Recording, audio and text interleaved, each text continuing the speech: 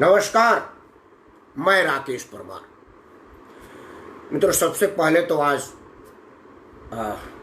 क्षत्रिय सम्राट महाराज पृथ्वीराज चौहान जी का जन्म जयंती है।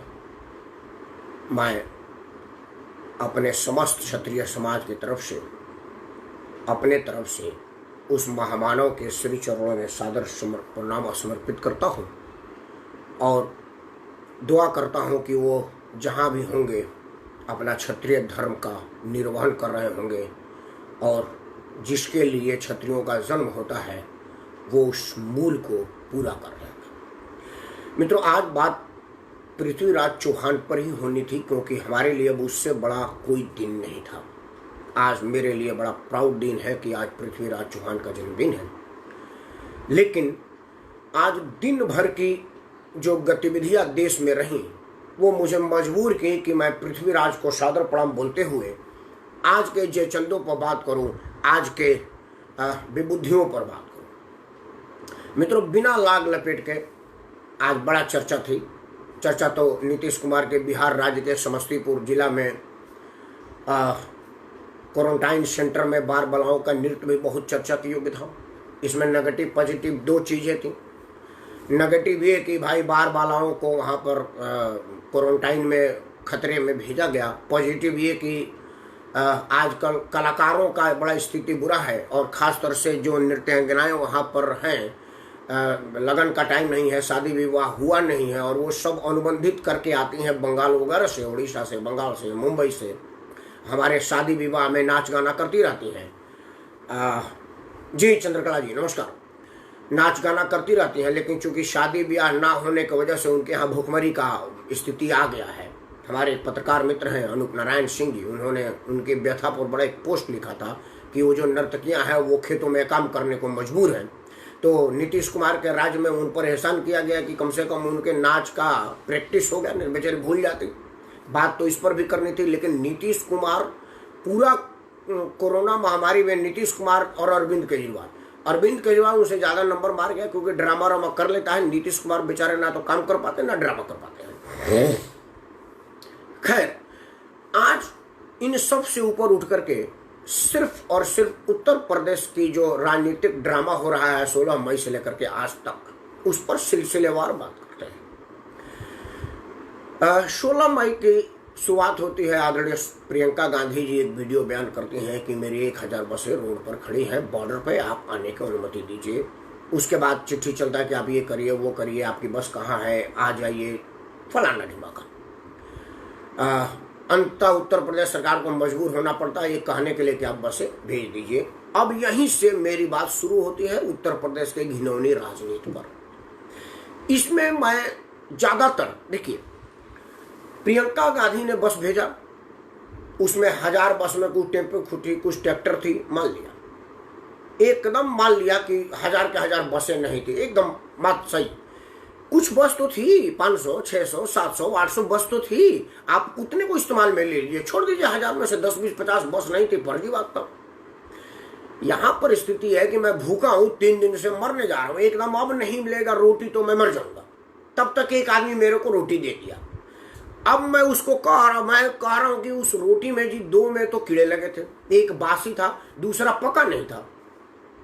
एक रोटी तो बढ़िया था, बाकी को फेंक करके उस रोटी को खाइए और पानी पीजिए, उस देने वाले को दुआ करिए, एहसान मानिए कि मरते हुए आदमी को एक रोटी दिया। प्रियंका गांधी का भेजा हुआ बस 1000 बस में 900 बस ठीक थी, 800 बस ठीक थी, 700, 600, 500, 100, 200, 50, 5 बस ठीक थी। जहां पर लोग टेम्पू में, ट्रक में, अलग अलग साधनों में जा करके अपना जान दे रहे हैं। कम से कम प्रियंका गांधी ने राजनीतिक मजबूरी ही सही, तो प्रियंका गांधी राजनीतिक पर्सनैलिटी है भाई। उनका मूंगफली का दुकान नहीं था जो लॉकडाउन में बंद होगा इसलिए वो राजनीति में आ गई। माननीय जोगी जी, आपका मूंगफली का दुकान था, आप धर्म गुरु थे, आप मठ में बैठे होते थे, आपका मठाधीशी था, आपका काम गोरखनाथ पीठ का गद्दी था, आप आ गए राजनीति में। प्रियंका गांधी कह सकती थी कि आप पूजा करिए, आप पहले आ गए यहाँ पर, लेकिन प्रियंका गांधी का तो खानदान राजनीति में है भाई। उनका कोई मूंगफली का अंडा बेचने का ठेला नहीं लगता था इंडिया गेट के पास कि अब लॉकडाउन में बंद होने के बाद क्या करे, प्रियंका बेरोजगार हो गई। प्रियंका गांधी के रग रग में, प्रियंका गांधी के जीन में राजनीति है। मोतीलाल से लेकर के पंडित जवाहरलाल नेहरू, इंदिरा गांधी, राजीव गांधी, सोनिया गांधी, उसके बाद प्रियंका गांधी, अब उनका बेटा रेहान गांधी। रिपुंजय पाठक, अगर आपके पास कुछ समय हो तो आप कृपया बने रहिएगा, मैं अपनी बात रख लूँ, उसके बाद आपका बात पढ़ूंगा। मुझे उम्मीद है कि आप बने रहेंगे। तो प्रियंका गांधी राजनीतिक आदमी है, सियासी आदमी, तो उनको सियासत करना ही उनका काम है। उसमें उन्होंने कौन सा गलत किया? बार बार भाषण आ रहा है उनके, मंत्री बने कि राजनीति करें, राजनीति करें। मुझे बड़ा हंसी आ रही है कि भाई प्रियंका गांधी का तो काम ही राजनीति करना है ना, तो राजनीति तो करेंगे। उनका काम क्या है? विपक्ष के राजनीतिक पर्सनालिटी होने के नाते उनका काम है कि सत्ता पक्ष के हर काम में जहां भी गलत हो रहा उसका आलोचना करना। और आप आलोचना से डर क्यों रहे? सबसे पहले अव्वल तो ये होता कि आपको क्या जरूरत थी बसों की, प्रियंका गांधी का बस लेने की। राष्ट्र ट्रांसपोर्ट की हजारों बसें डिपो में सड़ रही हैं, धूल फाक रही है, ड्राइवर बेकार लापरवाही से घर में सो रहा है, वो ड्राइवर ही भूल जाएगा 2 महीना में। आपको प्रियंका गांधी, सोनिया गांधी या किसी और गांधी के बसों की जरूरत ही क्यों पड़ी? सबसे पहला ये प्रश्न। आपके लोग सड़क पर दम तोड़ रहे हैं, ऑटो, टेम्पो, ट्रक, और यहां तक कि वो मिक्सर मशीन में पैक होकर के जा रहे हैं गारा, चूना और सीमेंट की तरह से, और आप जो है उनको जीवन दान नहीं दे रहे हैं। आदरणीय प्रेमनंद द्विवेदी, आपने कैमरा दिखाया है, क्या आप आकर के मुझे आशीर्वाद देना चाहते हो तो कृपया लिखिए। मेरे लिए सौभाग्य की बात होगी अगर आप अपनी बात रखेंगे, तो मेरे लिए खुशी की बात होगी। लिखेंगे तभी मैं आपको कहूंगा, नहीं तो वो बीच में कुछ देर तक के लिए खराब हो जाता है। आदरणीय प्रेमनंद द्विवेदी जी, या जो भी सज्जन, रिपुंजय पाठक है, संतोष कुमार पाठक, जो भी लोग कैमरे पर आकर के इस विषय पर बात रखना चाहते हैं, उनका स्वागत है। कृपया लिखिए, मेरे लिए सौभाग्य की बात होगी। सबसे पहली बात कि ये बात ही क्यों उठी कि प्रियंका गांधी बस देने पर मजबूर है। प्रियंका गांधी की बस की जरूरत ही नहीं थी। उत्तर प्रदेश राज्य ट्रांसपोर्ट की बसें सड़ रही है डिपो में, बलिया से लेकर के गाजियाबाद तक के हर डिपो में 10, 20, 50 बसें खड़ी हैं। आपने उन बसों को तत्काल, तुरंत, 2 महीना होने को है, अब तक अभी तक निर्णय नहीं लिया कि बसों को सड़क पर आ जाना चाहिए था। आपके इन्हीं लापरवाह, बेपरवाह और राजनीतिक अनुभवहीनता के वजह से प्रियंका गांधी को राजनीतिक माइलेज लेना पड़ा और प्रियंका गांधी 1000 बस रोड पर उतार दी। आपको ध्यान होगा, इसके पहले मैंने कहा था, मैं बार बार कहता हूं ना कि प्रियंका मेरे फेसबुक पर है और कांग्रेस के बड़े लोग मेरे फेसबुक पर हैं। मैंने कहा था कि राहुल गांधी मजदूरों से मिलने गए, अगर 2 बस लेके जाते तो मोदी और योगी की राजनीति तरथरा जाती। उनको सोचने पर मजबूर हो जाना पड़ता कि यार अब क्या करें। शायद मेरे फेसबुक का लाइव उनको समझ में आया, क्योंकि उनके कई लोग मेरे मित्र भी हैं और मेरे व्हाट्सएप ग्रुप में भी हैं। हो सकता है किसी को मेरे यूट्यूब चैनल पर देख लिया हो या उनके अपने मन में आया, क्योंकि मेरी वीडियो के बाद उनके मन में आया है तो मैं क्यों ना माइलेज लूं। समाचार चैनलों की तरफ से देखिए, आपका चैनल का असर हुआ तो मैं कह सकता हूं कि आप इस भाई का असर हुआ। और प्रियंका गांधी ने लीड लिया और बोल दी कि 1000 बस खड़ी है।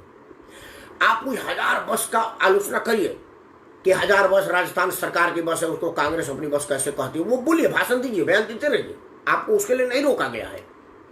लेकिन पहले मेरा जो उदाहरण था कि अगर आप भूख से मर रहे हैं, तड़प रहे हैं, और अगर कोई आदमी आपको 4 रोटी दे रहा है तो आप इस बात से उस 4 रोटी को मत लौटा दीजिए कि आपका 2 रोटी पका नहीं था, जला हुआ था, 1 रोटी सड़ा हुआ था, एक ही ठीक था। अरे तो 1 रोटी खा के पानी पी, कुछ तो तेरा आसान होगा, कुछ तो राम आएगा तेरे शरीर पर, बाकी 3 रोटी फेंक दे। आपने पूरे 1000 बस को अभी तक रोड पर उसका नहीं लिया है, ना तो आप हाँ कर रहे हैं ना कर रहे हैं। राजस्थान से आई बसें आगरा बॉर्डर पर बंद है। दूसरा एक और मतलब वाहियात है, मतलब उसको मैं बेहुदा नहीं कहूंगा, चूंकि बड़ा प्रशासनिक अधिकारी और उत्तर प्रदेश का मैं नागरिक हूं, मेरे अपने सरकार को बेहुदा नहीं कहूंगा, बट वाहियात तो बेकार है। सुना कि कहा गया है कि उनको लखनऊ भेजिए। भैया लखनऊ काहे भेजिए? लोग गाजियाबाद और नोएडा में सड़ मर रहे हैं, लोग मेरठ में सड़ मर रहे हैं, तो बस पहले लखनऊ जाएगी, फिर लखनऊ से यहाँ आ जाएगी। मतलब 500 किलोमीटर बेमत जाए, तेल फूके, समय बर्बाद करे, और उसके बाद लखनऊ से उसको डिसाइड किया जाएगी कि कहाँ जा। मतलब मैं समझ नहीं पा रहा हूं कि इस तरह की उल जुल निर्णय लेने वाले स्कूल कॉलेज में गए हैं भी कि नहीं, या स्कूल कॉलेज में बिल्कुल सफा चट हो गए, दिमाग धुल गया उनका। मेरी बात समझ में नहीं आ रहा। देखिए, ना तो मैं कांग्रेस का प्रशंसक हूं, नहीं भाजपा का प्रशंसक हूं, मैं भारत के नागरिक का प्रशंसक हूं, और इसमें भारत का नागरिक सफर कर रहा है, मेरा मजदूर भाई सफर कर रहा है और मैं सफर कर रहा हूं। आज अगर बस की व्यवस्था हो तो मैं बलिया चला जाऊं, लेकिन चूंकि बस की व्यवस्था नहीं है, कोई आने जाने का साधन नहीं है, मैं दिल्ली में अपने मर रहा हूं, मेरे अपने भाई बंधु वहां पर पड़े हुए हैं। आज उत्तर प्रदेश की सरकार कि राजनीति कल ही खुल गई कि उत्तर प्रदेश की सरकार को, उत्तर प्रदेश की जनता से कोई मतलब नहीं है, चाहे कोई कितना हो चिल्लाए।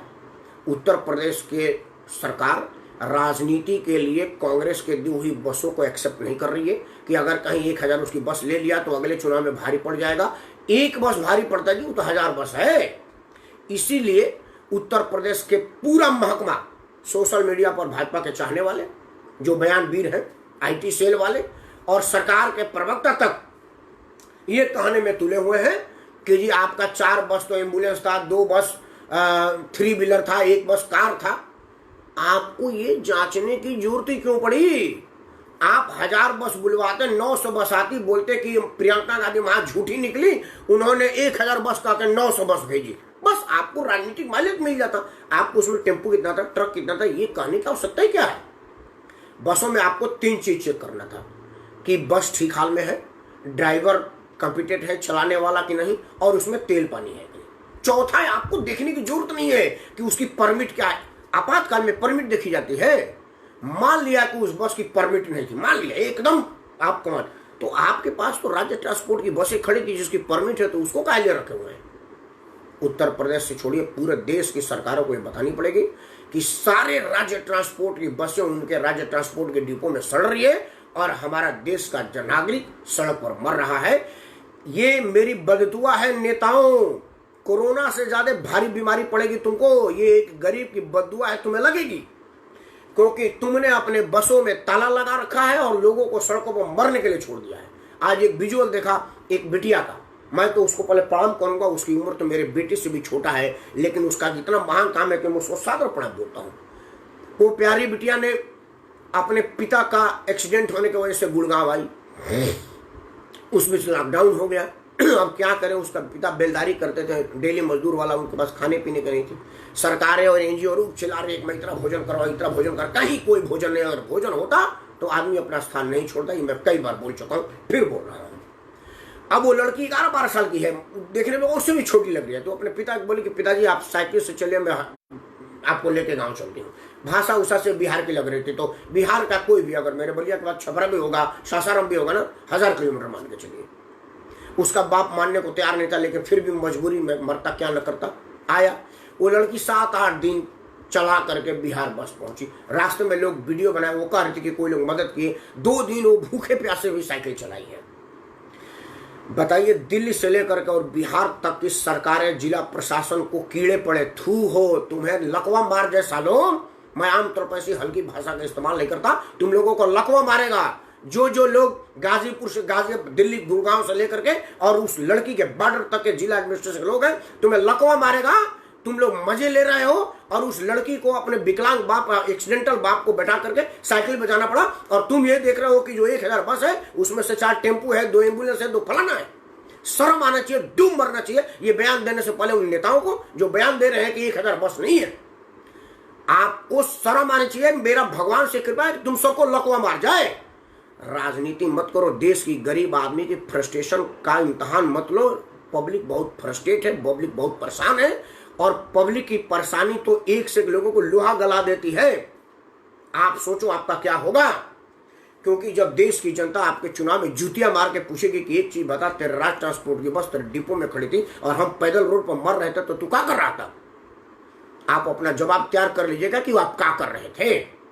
क्योंकि उत्तर प्रदेश, बिहार, राजस्थान, मध्य प्रदेश, गुजरात, हर राज्य ट्रांसपोर्ट की बसें सड़क पर है। मजे की बात है कि उत्तर प्रदेश वाला सरकार बिहार को कह रहा है कि आप बस दे दीजिए, बिहार वाला बंगाल को कह रहा है कि आप बस दे दीजिए, फलाना वाला बोल रहा है कि आप परमिशन दे दीजिए। हर एक दूसरे में बस और परमिशन मांग रहे हैं, चिट्ठी खेल रहे हैं, क्योंकि उनको पता है कि हमने देश के नागरिकों के दिमाग में इतना न मजबूरी जरूरी डाल दिया है कि वो लोग इस विषय पर सोचेंगे नहीं। जैसे चुनाव आएगा, कुछ एक ऐसा मुद्दा छेड़ दूंगा कि ये राकेश परमार, ये तो जात से छतरी है भाई, यादव जी आपका कैसे हो गया? वो आदरणीय द्विवेदी जी कहेंगे, द्विवेदी जी आपको पता है राकेश परमार मतलब बाबू साहब, ये आपका कहां से हुआ? पंडित बोले ठीक करे, छतरी मेरा तो है नहीं है, फिर मेरे पास आएगा, बोलेगा जी ये एम के तिवारी साहब, तुमको पता है तिवारी ब्राह्मण है, तुम्हारा कैसे हो सकता है, तुम तो क्षत्रिय हो। अब मैं इतने में खुश हो गया, हाँ मेरा नेता बिल्कुल ठीक कर रहा है, और जाकर मैं टपा टप बटन दबा दूंगा। उनको पता है कि हम लोगों को बेवकूफ बनाने की जरूरत नहीं, क्योंकि हम बेवकूफ ही हैं। मैं सब लोगों से क्षमा मांगते हुए कह रहा हूं कि मैं अपने आप को बेवकूफ कर रहा हूं और आपको भी कह रहा हूं, क्योंकि अगर आप बेवकूफ नहीं होते तो ये नेता हमारे साथ मजा नहीं लेता, ये नेता लोग हमारे साथ मजे नहीं लेते। सबसे आसमान एक प्रश्न का जवाब कोई नेता नहीं दिया। एक नेता परसों वाले एक मेरे वीडियो पर फोन किए थे, बहुत ऊंचे स्तर के, राकेश यार का बोलते हो, तुम्हारा समझ में करेक्टर डिफाइन नहीं हो रहा। मैं बोला करेक्टर लेस नहीं हूं ना। अरे यार उल्टी बोलते हो। मैं बोला नहीं, करेक्टर बोला ना तो हमारे करेक्टर मतलब चरित्र ही नहीं हूं ना। ना ना ना ना ना ना, तुम्हारा बयान का नहीं समझ, तुम बोल किधर रहे हो। मैं बोला सर मेरा तो शुरुआती बयान होता है कि मैं पक्ष का हूं, ना विपक्ष का हूं, मैं निष्पक्ष का हूं, तो निष्पक्षता में कहीं कोई आँच आई क्या? अरे चलो अब तुमसे बातें करना ठीक नहीं है। तो उनको मैंने बोला कि सर एक चीज बताइए कि वो आपके डिपो में जो बस खड़ी है वो किस लिए खड़ी है, काहे नहीं आएगा? उन्होंने जो बात कहा वो मैं नहीं कहूंगा, क्योंकि उनके ऊपर भी फ्रस्ट्रेशन था। मतलब MP MLA मंत्री उनके स्तर के सारे लोग मजबूर हैं, अपने अपने नेता के सामने उनकी औकात नहीं है कि वो कुछ बोल सकें। और ये लोकतंत्र के लिए बड़ा अशुभ है, बड़ा घातक है कि आपका जनप्रतिनिधि इतना मजबूर हो जाए कि उसकी हिम्मत है तो औकात ना हो कि वो अपने ऊंचे नेताओं से टाइम लेकर के बात कर सके। अब इससे बुरा लोकतंत्र के लिए नहीं हो सकता। हम सब लोगों को सोचना पड़ेगा कि जब आपके MP का नहीं सुना जा रहा, आपके MLA का नहीं सुना जा रहा है, तो हम और आप किस खेत की मूली है। लेकिन मित्रों ये ध्यान रहे, हम ही और आप सबसे महत्वपूर्ण लोग हैं, क्योंकि हम ही और आप इनको MP MLA बनाए हैं। अगर हम लोगों को ये बात समझ में आ गई कि ये हम लोगों को बेवकूफ बना रहे हैं, बेवकूफ समझ रहे हैं, तो समझ लीजिएगा कि आपका ये समझ लेना मात्र ही उनके चूल्हे हिला देगी। क्योंकि ध्यान रखे कि कुछ सरकारों को ऐंठ आ गया था कि हम कभी नहीं जा सकते, आज कहाँ है अंदाज लगा लीजिए। फिर ये सरकार भी कहाँ रहेगी, इस बात का भी अंदाज लगा लीजिएगा। आज मेरा यही अफसोस था कि प्रियंका गांधी ने 1000 बस दिया या 800 बस दिया, महत्वपूर्ण ये नहीं था। महत्वपूर्ण ये था कि प्रियंका गांधी को बस देने पर मजबूर होना ही क्यों पड़ा, पहला प्रश्न। अब कुछ बात प्रियंका गांधी के पक्ष में भी, मैं माना कि प्रियंका गांधी राजनीति कर रही है, बिल्कुल उनको भी देश की जनता से कोई मतलब नहीं, शुद्ध रूप से खालिश राजनीति है।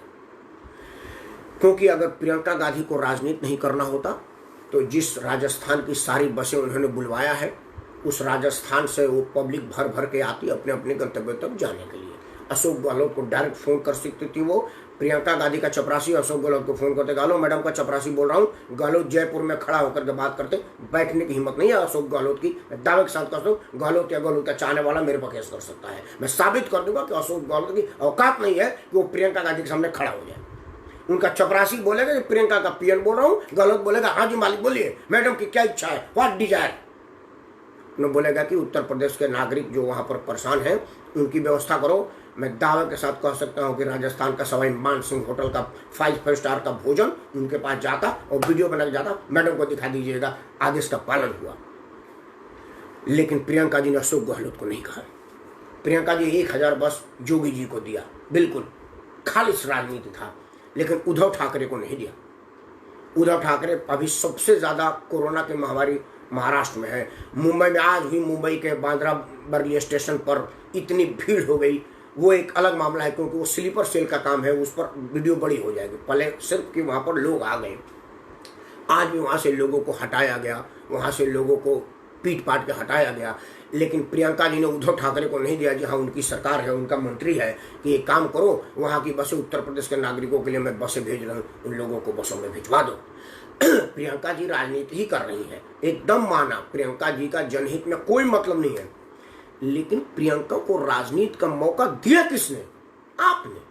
अगर आपकी राज ट्रांसपोर्ट की बसें खड़ी होती तो ना तो उसको परमिशन की जरूरत थी, ना तो उसको फिटनेस की जरूरत थी। वैसे उत्तर प्रदेश सरकार, राज्य सरकार, हरियाणा सरकार, दिल्ली सरकार की कोई बसें फिटनेस में सर्टिफिकेट पास होती हैं, फिटनेस में पास नहीं होती हैं। लेकिन फिर भी आपने लोगों को इतना मजबूर कर दिया, 50 दिन से ऊपर हो गए, 2 महीना होने को है, अभी तक आप निर्णय नहीं ले पाए कि बसें चलेंगी कि नहीं, लोग आएंगे तो कैसे आएंगे, ना तो उन लोगों को खाने का व्यवस्था कर पाए।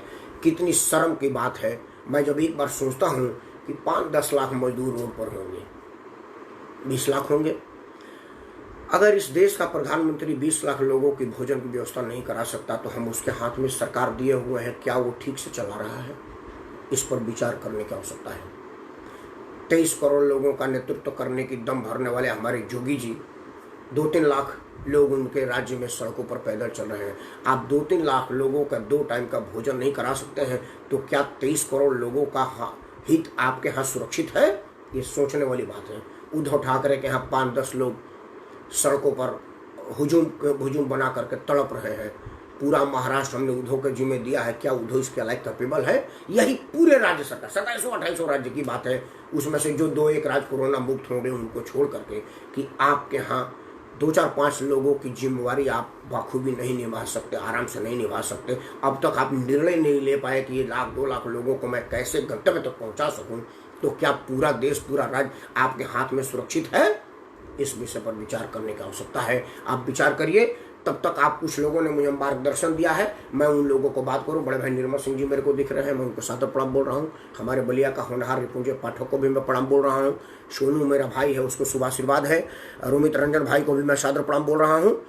पहले नीचे से शुरू करूँ, जो लोगों ने लिखना शुरू किया है, उसके बाद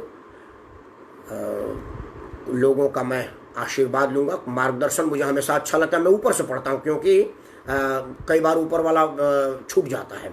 Chandrakala ji, how are you? I am fine and you may be you are fine also.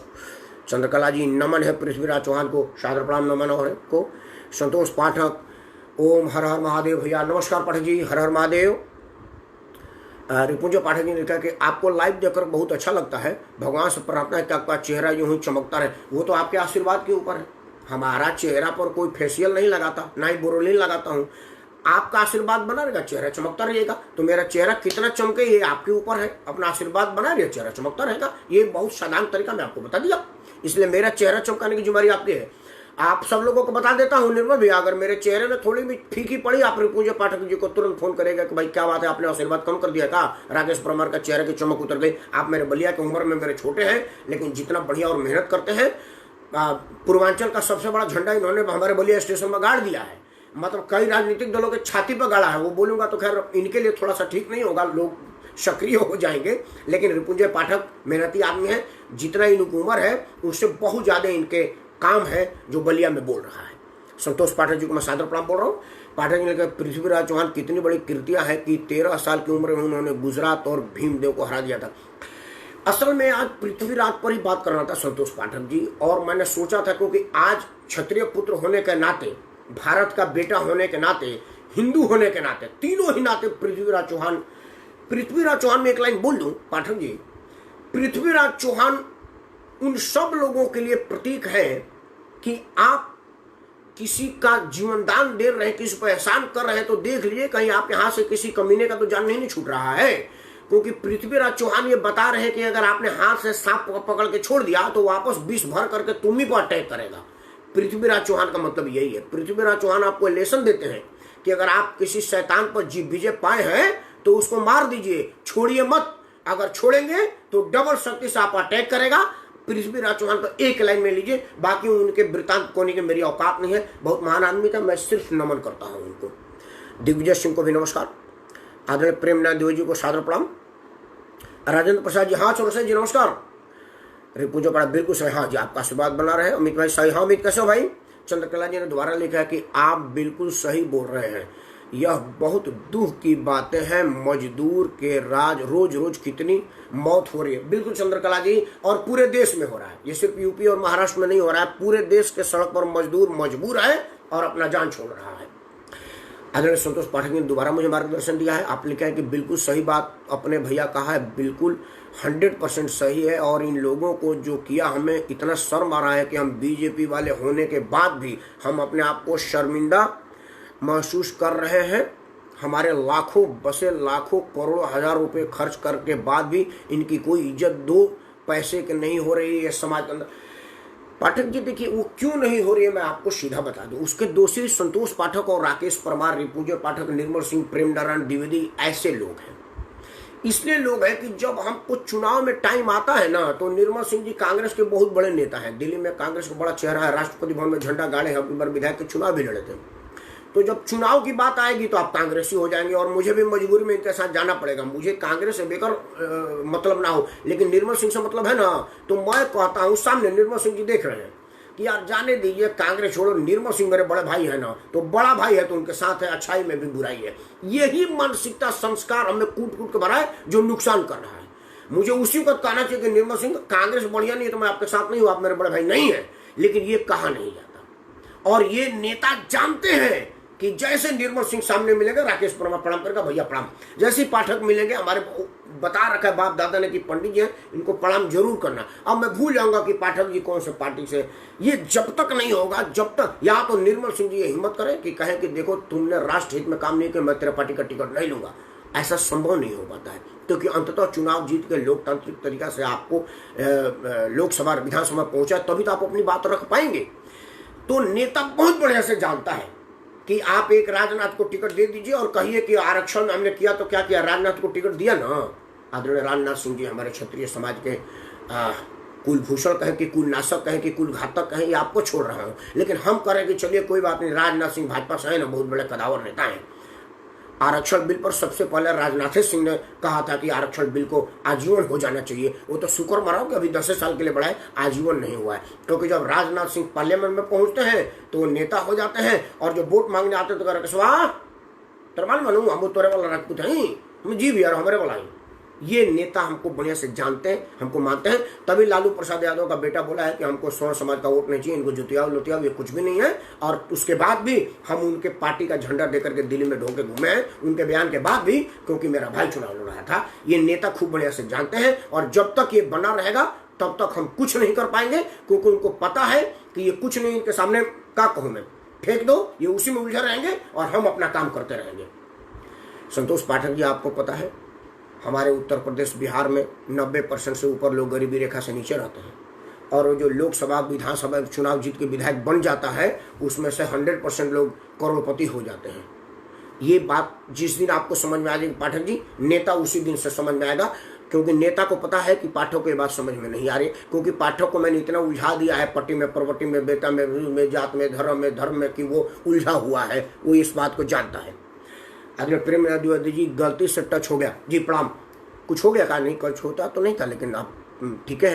अच्छा, वो स्क्रीन वाला आते तो मुझे बढ़िया लगता पाठक जी, आप बहुत बढ़िया बोलते हैं, इस बात को बोलते तो मुझे बहुत अच्छा लगता। गलती से ही मेरे ऊपर उपकार हो गई थी, फिर से गलती कीजिए और आकर के अपना वीडियो पर हमको मार्गदर्शन दीजिए, मुझे अच्छा लगेगा।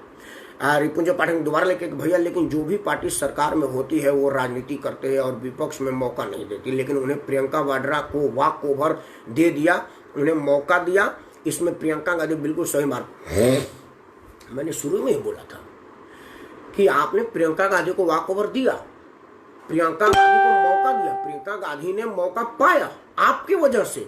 इसमें प्रियंका भाई राजनीतिक काम है उसका। मुझे बड़ा हंसी आती है, देखा उत्तर प्रदेश का मंत्री करके, देखिए इसमें कांग्रेस राजनीति करी। अरे कांग्रेस का मूंगफली का दुकान नहीं था कि वो लॉकडाउन में बंद होने से राजनीति कर गया, और उसका काम है राजनीति है। कांग्रेस इस देश की सबसे बड़ी राजनीतिक पार्टी 1885 की, जिस वक्त तुम्हारे यहाँ कोई राजनीति सोच नहीं था, सोचने की हिम्मत नहीं कर रहा था, उस वक्त 1885 में सर A.H. ह्यूम के नेतृत्व में कांग्रेस का स्थापना हुआ था। 1885 में 100 साल से ऊपर की राजनीतिक पार्टी है, उसका काम है राजनीति करना है। तुम्हारा काम राजनीति है ना, गलती से आ जाए तुमको कह सकते कांग्रेस के भैया तुम क्या कर रहे हो, मठाधीशी करो, राजनीति तुम्हारे बस की काम नहीं है। उद्धव ठाकरे को बोलती जा करके तुम कार्टून बना, यही तेरा काम है। नीतीश कुमार को कहते भाई तू इंजीनियर था, इंजीनियरिंग कर, यहाँ कहाँ आ गया। कांग्रेस ये कह सकती है बाकी राजनीतिक पार्टी को, और बाकी राजनीतिक पार्टी की हिम्मत नहीं को कहे कि कांग्रेस राजनीति करिए। आपने कांग्रेस को राजनीति का मौका दिया, कांग्रेस उसको मौका भुनाएगी, बीइंग राजनीतिक पार्टी उसका कर्म है। अगर तब भी ना भुनाते तो लोग उसमें थू करते कि वो तो कर रहे थे, तुम सोचते क्या। मैं ही कहता कि देश जल रही है और कांग्रेस सो रही है, मैं कहता, लेकिन आज मैं कह रहा हूं कि आपने मौका दिया और कांग्रेस राजनीति करिए, अच्छा करे, राजनीति करना ही उसका काम है। रोमित रंजन सिंह, नमस्कार भाई जी। 19 अवस्थी फेलियर है। मैं क्या कहूँ, हमारे निर्मल भाई सुन रहे हैं, मालिनी अवस्थी जी इनकी बहुत बड़े मित्र हैं, इनके सारे कार्यक्रमों में आती हैं, मेरे को भी अपना आशीर्वाद देती हैं। अगर 19 अवस्थी जी के विषय में मैं कुछ कहूँगा, ये वीडियो उनके जाएगा, उनकी पत्नी का फोन आएगा कि क्या बोल गए परमार, और मेरी औकात भी नहीं है 19 अवस्थी को कहने के लिए, क्योंकि 19 अवस्थी अफसर है, मैं योगी जी को कहूंगा क्योंकि मैं समाज का आदमी हूँ। योगी जी फेल है, मोदी जी फेल है, प्रियंका जी फेल है, नीतीश जी फेल है, मैं कह सकता हूँ। अवनीश अवस्थी अफसर आदमी है, अफसर को फेल कहने का अधिकार मेरा नहीं है। जब मैं मुख्यमंत्री होऊंगा तो उनको ट्रांसफर कर दूंगा, ये मेरा अधिकार है। जब तक मंत्री मुख्यमंत्री नहीं हो रहा हूँ, अवनीश अवस्थी हमारे मतलब का आदमी नहीं है। हमारे मतलब का आदमी है कि योगी जी फेल है, योगी जी फेल है, मोदी जी फेल है, नीतीश फेल है, ठाकरे फेल है, ममता फेल है। इन सबों को मैं फेल कहने करूंगा। इस विषय पर कोई केस करे तो करे, हमारा उससे कोई वास्ता नहीं है। अवनीश अवस्थी तो अंत तक आदेश पालक है योगी जी के, तो राजनीति में योगी जी फेल है, अवनीश अवस्थी की कोई पोजीशन नहीं है। फिर संतोष पाठक जी ने लिखा है कि भैया ग्रेट ग्रेट, जबरदस्त जबरदस्त आवाज रखा है भैया, बहुत बहुत धन्यवाद। आपको चाय के लिए कोई कलंक नहीं होता, आपको चाय के लिए कोई कलंक नहीं होता। आपको चाय के लिए मेरे ख्याल से कुछ और लिखना चाह रहे थे, लेकिन आपने शायद कुछ गलत लिखा संतोष पाठक जी, लेकिन फिर भी आपने मुझे आशीर्वाद दिया, आपको शायद। कनक भाई नमस्कार, कैसे हैं ठाकरे परिवार में? भूसा ढोने में भी काम हम भूसा ढोने में तो कुछ दिन के बाद देखना ही आएगा कि बसें खड़ी खड़ी खराब हो रही थी, 2 करोड़ लग करके ठीक होंगी, इसमें भी घोटाला है। ये कोरोना एक बहुत बड़ा घोटाला साबित होगा, ये अभी आगे आइएगा। हमारा देश कई साल पीछे चला गया, ये सारा 1857 में चला गया है। संतोष पाठक जी ने लिखा है कि रिया बहुत बहुत जबरदस्त, बहुत बहुत जरगोजा, सच्चाई के लिए बोलने के लिए कोई कलंक नहीं होता है। अपने सच्चाई को आज दर्शाया, बहुत खुशी होती है बात को सुनकर। और ऐसे लोग अपने आप में शर्मिंदगी महसूस कर रहे हैं, महसूस कर रहे हैं, उनको शर्मिंदगी नहीं आगी पाठक जी। वो लोग बहुत मोटे चमड़े का है। अगर हम लोगों को शर्मिंदगी आती है, हम लोग देते हैं कि पाठक जी अपने आदमी है तो हम शर्मा जाते हैं। वो लोग शर्म के नीचे नहीं है। आज वही मायावती आज बयान दी है कि प्रियंका गांधी को कि बसें भेजना था तो राजस्थान में भेजी, क्योंकि उनको योगी जी और मोदी जी के जांच के घेरे में है, तो इस टाइम योगी मोदी की तारीफ करनी है। और जैसे उनको पता चलेगा कि कांग्रेस से समर्थन लेकर सरकार बनाना है, तो वो बोलेंगे कि योगी जी तो गुंडा है। तो ये उन लोगों का भूरा आंख में बाल है घोड़े का, उनमें शर्म नहीं। हम लोगों को शर्म है कि जैसे मैं आदरणीय प्रेमनाथ देव जी को देखूंगा शीश झुकाऊंगा, बड़े भाई निर्मल सिंह को देखूंगा सादर प्रणाम करूंगा, और उन लोगों को ऐसा कुछ नहीं होता। उनको ना कहने में कोई होता है ना दिक्कत में होता है। मंगलवार को लाली पढ़ना चाहिए जी। आपका आशीर्वाद है तो लाले लाल है, हमारा तो चेहरे पर लाली है, इसलिए कि एम.के. तिवारी जी हमको आशीर्वाद दे रहे हैं, तो लाल तो है ही है। बीपी भाई को नमस्कार। बीपी भाई आप बहुत बढ़िया काम कर रहे हैं प्रोत्साहन मंच के माध्यम से, और आप इसको लगे रहिए। क्षेत्रेश्वर को शुभाशीर्वाद। नगेंद्र बहादुर सिंह को नमस्कार। अमित ने लिखा है, अमित को शुभाशीर्वाद। अमित मेरे अपने ग्रैंड मतलब नाती हैं, मेरे ही घर के हैं, बट लड़का बहुत ऊंचा वाला है। तो अमित ने लिखा है कि सही कह रहे हैं आप, इस समय जनता को निष्पक्ष होकर निर्णय लेना चाहिए कि पार्टी के प्रवक्ता की तरह नहीं। आज आपको सुनकर छाती छोड़ा हो गया हमारा भी कि आप हमारे बाबा जी हैं और क्षत्रिय वंश के परंपरा को कायम रखे हुए हैं। बाबू मैं हमेशा से निष्पक्षी बोलता हूँ। अगर कहीं योगी जी के पक्ष में बोलना होगा, मैं कोशिश करता हूँ कि मेरी बातें न पक्ष में लगे न विपक्ष में लगे, निष्पक्ष में। संदीप कुमार मेरा भाई है, शुभाशीर्वाद। संदीप लगा कि आज महत्व चैनल पर मैं डिबेट देखा हूँ, अच्छा एक दूसरे पर केवल आरोप लगा रहे हैं। चलो तुम्हारे बीच वाला चीज मैं नहीं पढ़ रहा हूँ, कोई बात नहीं, मैं समझ गया तुम्हारा। अरुण सिंह चाचा प्रणाम, हाँ शुभाशीर्वाद। अमित सिंह ने लिखा है कि केंद्र सरकार की भी जिम्मेदारी सभी लोगों के दुर्दशा नहीं, केंद्र और राज्य सभी की सरकारें सारे फेल है।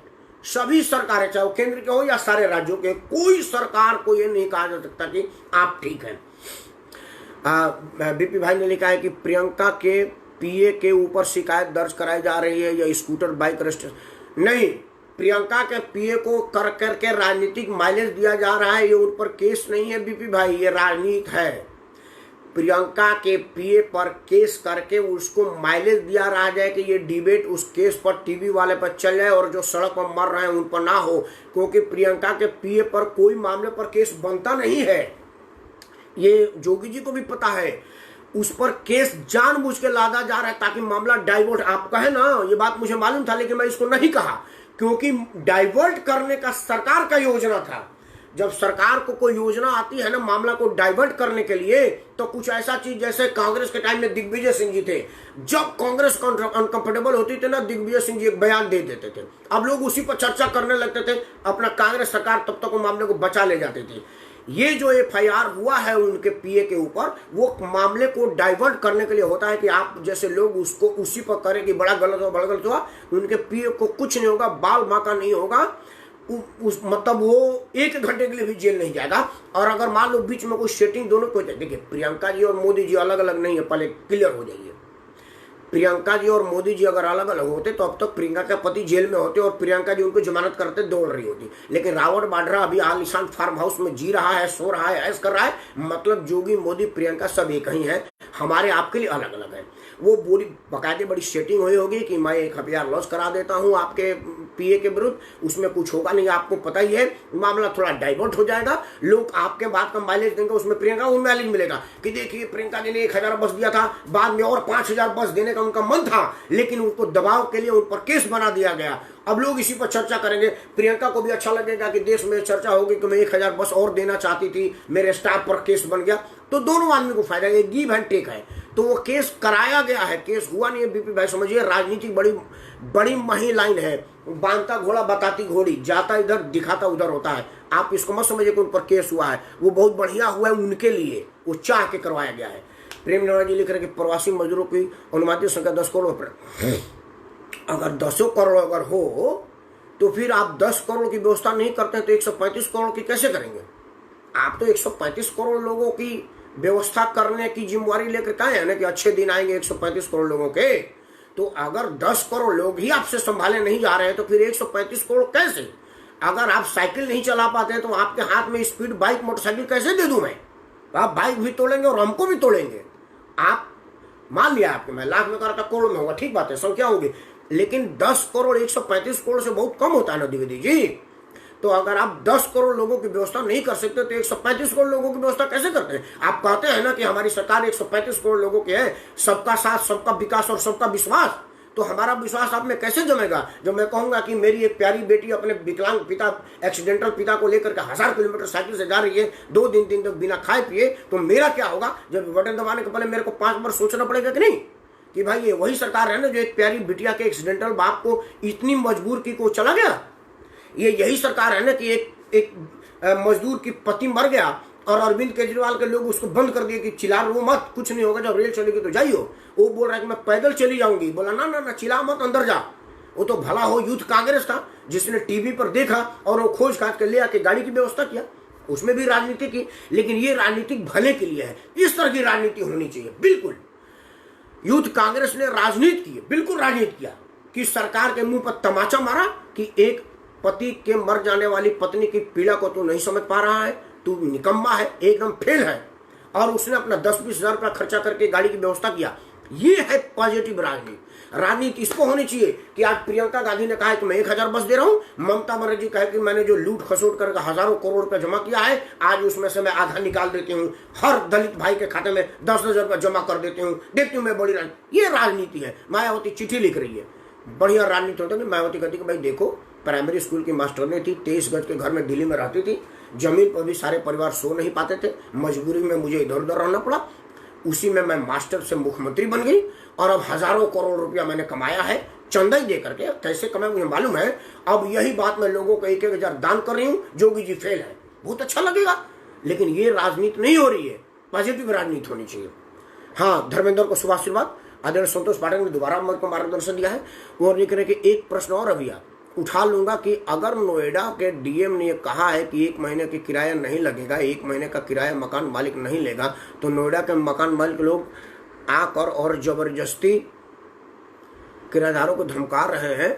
और हुआ यह, एक काम हुआ है, इसके लिए हम लोग कहाँ जाएं? गरीब बेचारे कहाँ गए? भैया हमारे पास कम से कम 10-15 लोग आकर खबर बता दिए हैं किस तरीके से करें, जिनके पास कोई पास जाए और थोड़ा सा मार्गदर्शन।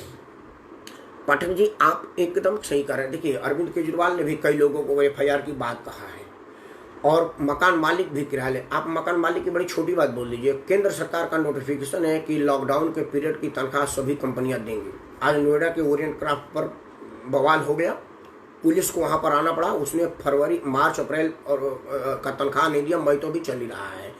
तो एक क्या होता है कि कहना और करना, चौका का बात चौकी में नहीं होता। सरकार तो बोल दे कि किराया मत लेना, लेकिन अगर मकान मालिक पूछ रहा है कि मैं किराया क्यों नहीं लूंगा, वो उसका जस्टिफाई। देखिए ह्यूमन बींग से सोचिए, मकान मालिक कहेगा कि मैं कहाँ से पैसा दूं भाई, मेरा आमदनी का स्रोत ही घर है, मैं भूखे मरूंगा, तो सरकार क्या करेगी? इन्हीं सब विपदा आपदा में सरकारों को आगे आना चाहिए और कहना चाहिए कि मैं मकान मालिक को टाटा बिरला का पैकेज देते हैं, विजय माल्या भाग गया उसको पैकेज देते हैं, अडानी अंबानी पैसा लेकर के खा जाते हैं उसको पैकेज देते हैं, एयर इंडिया को सरकार अफसरों ने लूट लिया, चूस लिया एयर इंडिया को, आप हर बार उसको बेल आउट देते हैं। तो आप मकान मालिकों को पैकेज क्यों नहीं देते कि शायद जी ठीक है आप इनसे 5,000 किराया लेते थे, मैं 2,000 दूंगा, तुम 3,000 बात जाओ। मकान मालिक चौड़ा होकर के आगे आता कि बिल्कुल मैं यही कहूंगा जी। कई मकान मालिक कहते जी मैं नहीं लूंगा, कई मकान मालिकों ने आगे आकर कहा है कि मैं पैसा नहीं लूंगा। सड़क पर आते हम लोगों भी कुछ मजदूरों से बात करते रहे, दिन भर खाली है और फ्री का फोन है, एक बार चार्ज करें तो जितना मर्जी बात करिए। तो हम भी 10, 20, 50 लोगों को फोन रोज करते हैं, उसमें से 10 लोग कहते हैं कि मकान मालिक कह रहा है कि पैसा नहीं लेगा जब तक रहना हो, भगा नहीं रहा है, लेकिन क्या करें भैया भूखे मर रहे हैं, मकान मालिक खाना नहीं देगा। तो अच्छा कुछ ऐसे भी मकान मालिक क्यों कह रहे हैं कि कोई बात नहीं अपना सामान में रख गैस वैस और भाग यहाँ से, ऐसे भी हैं। तो हर तरह के आदमी हैं, यहीं पर सरकार को आना पड़ता है और सरकार नाम की चीज हमें कहीं नहीं दिखी। आपको पाठक जी दिखे तो मेरे को बता दीजिएगा। आज संदीप ने दोबारा लिखा है कि मैं तो भगवान से मना रहा हूं कि ये जितने MP MLA सबको कोरोना हो जाए। मैं भी पहले कहा कि कोरोना नहीं तो लकवा तो जरूर मार जाए, दुखी मन से ही बोल रहे हैं। कनक भाई लिख रहे हैं कि भैया सारे लोग राजनीति ही कर रहे हैं, चाहे नेता हो या पत्रकार। बिल्कुल बिल्कुल बिल्कुल। आदरणीय प्रेम यादव जी लिखे कि 4, हाँ अब वो यहाँ पर मतलब था उसका, लेकिन हाँ जरूर 4 बांस 24 गज अंगुलश प्रमाण ता ऊपर शैतान है सुल्तान नहीं। अब मत चुप चौहान। आज आदरणीय द्विवेदी जी आप जैसे लोगों को ये मार्गदर्शन देना है, ये किसानों पर लागू होता है कि 4 कदम 4 बार 4 बात सोच इंसान, आज जब बटन दबाने जाएगा तो एहसान याद कर सारे एहसान, जय श्री राम। आज ये बात है, आज चौपाई बदल गई है। BP भाई द्वारा लिखे कि प्रियंका द्वारा दिया गया बस फर्जी निकल रहा है, प्रियंका के PA के ऊपर शिकायत दर्ज कराया गया है। कल 100 ट्रेन देने की बात कर रहे हैं जो कि काफी पहले हो जाना चाहिए था। क्षत्रिय कुल गौरव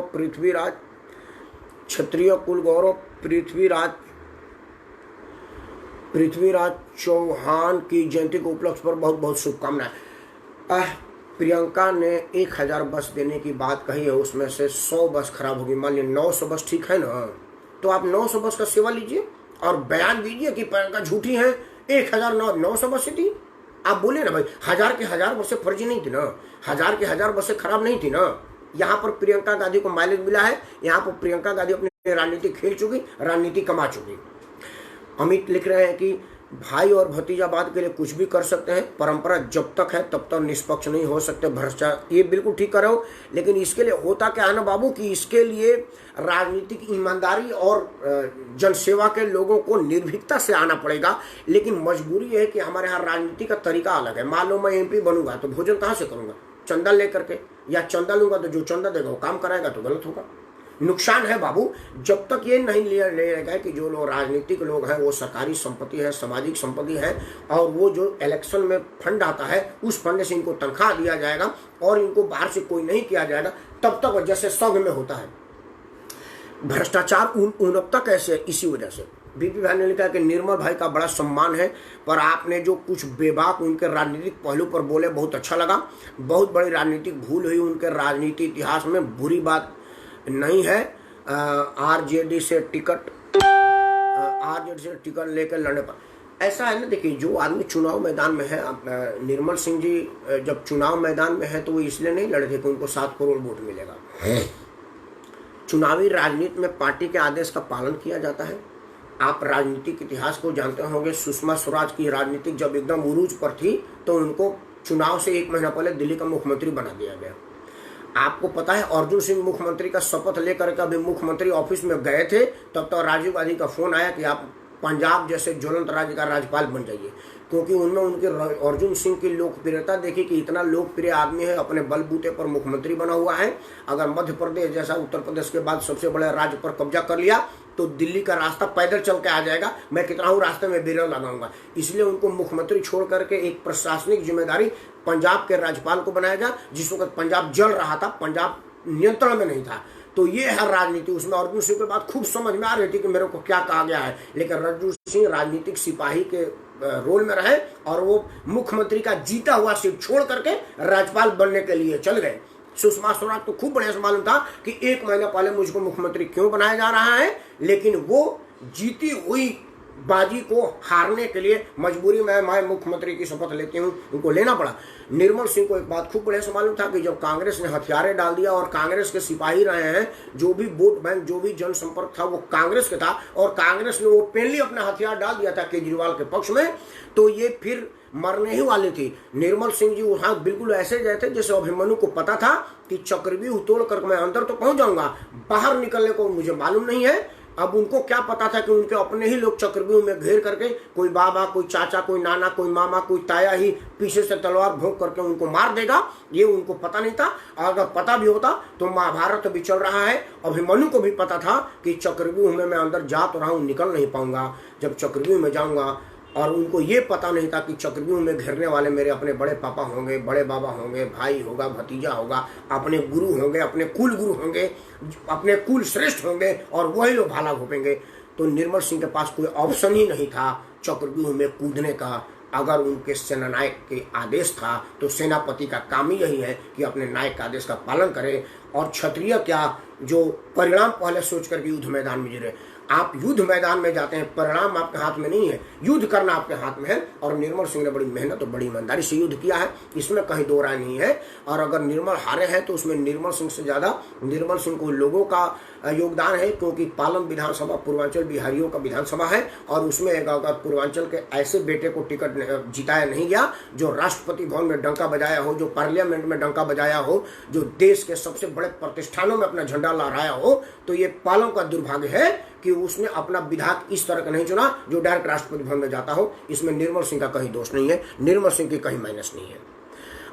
ओंकार नाथ सिंह जी को मैं सादर प्रणाम बोल रहा हूँ। संतोष पाठक ने दोबारा लिखा है कि भैया आज इस बात को समझने की जो आपके दिल के अंदर प्यार का समंदर भरा हुआ है मजदूरों और गरीबों के लिए, आज आप जो बोल रहे हैं वो दुख से भरा घड़ा फूट रहा है, उसका दर्द इस बोल में है। इतनी बड़ी सरकार से गलती हो चुकी है और जितना बड़ा भूल हो चुका है, यह गलती सरकारों के द्वारा किया गया। लेकिन चुनाव के बाद मतदान के टाइम में हम इस बात को ध्यान रखें। सानंद भाई को सादर प्रणाम, विक्की को शुभाशीर्वाद। कैसे हो भांजे?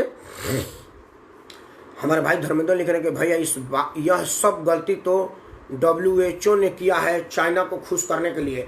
अच्छा, तो चाइना ने, मतलब WHO के डायरेक्टर का फोन आया था जोगी जी को कि राज्य ट्रांसपोर्ट की बस को बाहर मत निकलने देना, कोरोना पकड़ लेगा। WHO ने फोन किया था नरेंद्र मोदी को कि रेलगाड़ी को सड़क पर मत आने देना, दारू की दुकान खोल देना क्योंकि वहां कोरोना नहीं है, रेलगाड़ी मत खोलना नहीं तो कोरोना फैल जाएगा।